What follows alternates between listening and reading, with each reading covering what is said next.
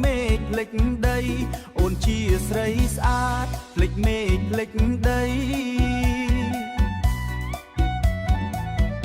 អូនជាស្រីស្អាតនៅអាដេលេតរំរបាំទុនភ្លុនគួរឲ្យស្រឡាញ់សំឡេងភ្លេងលឺបេះដូងបងញ័រឈរមើលអូនរំមិនចង់ទៅណាស្រីស្អាតអាដេលេតអូនឲ្យដឹងទេមានមនុស្សម្នាក់ឈរមើលអូនរាល់ពេលមានមនុស្សម្នាក់ឈរមើលអូនរាល់ពេល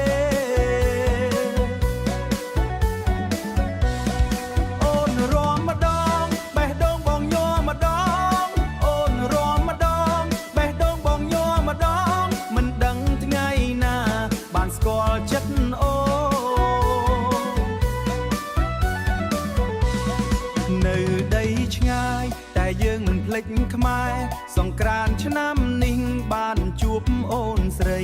បើមាននិស្ស័យសូមឲ្យបានជួបសូមឲ្យបានជួបឆ្នាំក្រោយអូនរំបងឈរមើលទៀតឆ្នាំក្រោយអូនរំបងឈរមើលទៀតស្រីស្អាតអាដេលេតបងចាំមិនភ្លេចស្នាមញញឹមអូននៅក្នុងបេះដូងទោះរស់នៅឆ្ងាយពីដីកំណើតទោះរស់នៅឆ្ងាយពីដីកំណើតតែស្នេហ៍អូនកើតនៅអាដេលេតកើតនៅអាដេលេតកើតនៅអាដេលេត